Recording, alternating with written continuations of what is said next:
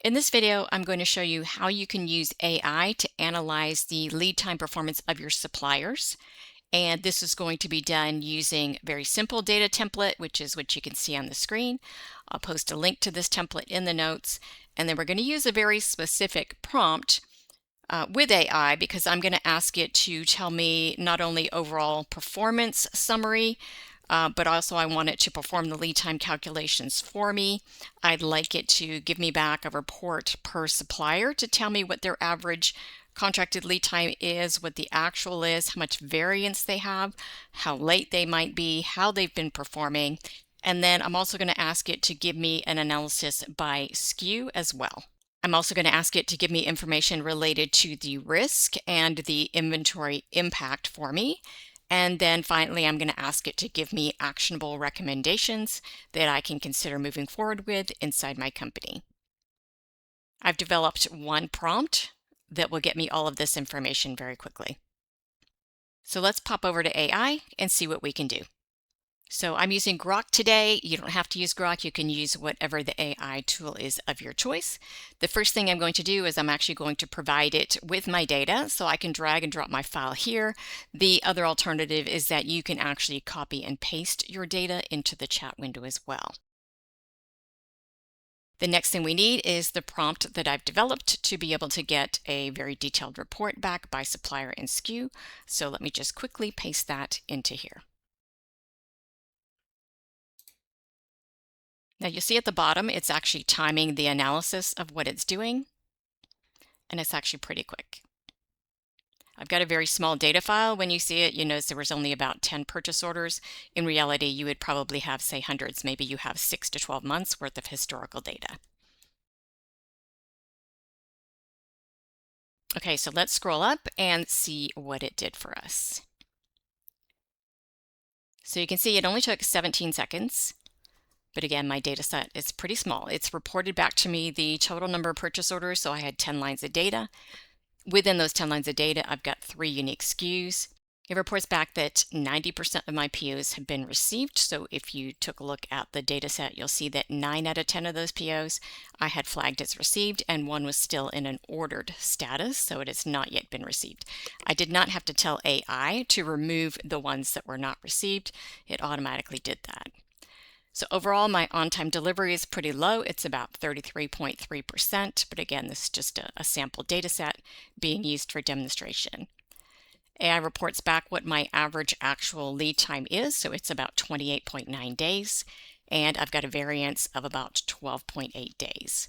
This represents a pretty significant overall delay. It also reports back to me the standard deviation of the variance, which is about 26.3 days. So that is high variability. And so it's actually telling me based on the data that I've provided it, again, a sample data set, that this is unreliable supplier performance. If we take a look at this next section, part of my prompt was for it to report back to me what the lead time calculations were. So I did not have to calculate the lead times in the Excel file. I provided the data and I told, within my prompt, I told AI to do the calculations for me. So it is reporting back here, obviously the contracted lead time. So in theory, that's what's written on your contract, and it is the number that you've put in for the supplier or item within your ERP system.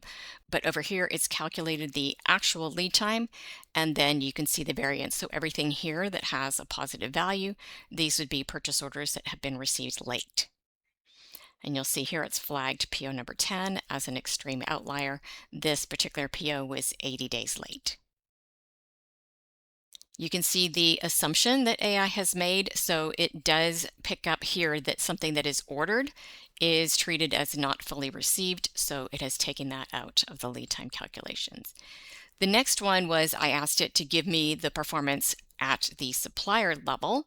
So I asked it to provide a table by supplier for me. And you can see within my data set, I just have 3 suppliers in my sample data, and it's giving us the on-time performance of each one, and it's calculating the average lead time for each of these. So it says that Acme Corp, that one has high variability. It tells you that the performance earlier in the data was actually pretty good, but then it starts to kind of drift off in more recent data. It's telling us that beta parts, they are consistently late. And then for global supplies, we only have 2 purchase orders. One of those was late, so there's really not a lot of data related to that one supplier. If we take a look at the next table, so part of my prompt was I asked it to do this analysis per SKU so that I can see which items would impact my production the most or impact my sales the most, depending on whether you're bringing in raw materials or finished goods. So it is actually flagging this item here. So item A123 says that the average delay is typically greater than 5 days and that it's highly variable. The next item, it flags this one as consistent delays, and then the third item here is just flagged as a minor delay. So for critical flags, it's actually giving me which of my items has the highest risk. So this item A123 is consistently high variance in March and April. And then the item C789, it's a small sample but always late. I asked it to provide me information related to my supplier risk and the impact to my inventory. So it's pointing out here that there are consistent misses, especially coming from Acme Corp and beta parts, and that the most recent trend from March onward is that Acme is actually getting later and later. It's identifying some patterns in my data. So the earlier data in 2025 is mostly on time or slightly early. But then in March, there seems to be a sharp degradation of performance. And then it's kind of tossing out some ideas. Was there weather impact? Are there capacity issues at the supplier site? And then PO number 10, it identifies as an extreme outlier because that did have an 80-day late. So it's recommending that you investigate the root causes to see whether they have quality issues, logistic issues, do they have capacity constraints.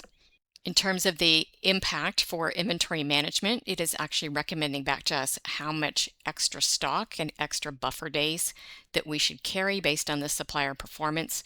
So for this one item, it is recommending an additional 18 to 25 days of inventory that we hold. And then for item C789, it's recommending that we add an extra 10 to 15 days of supply.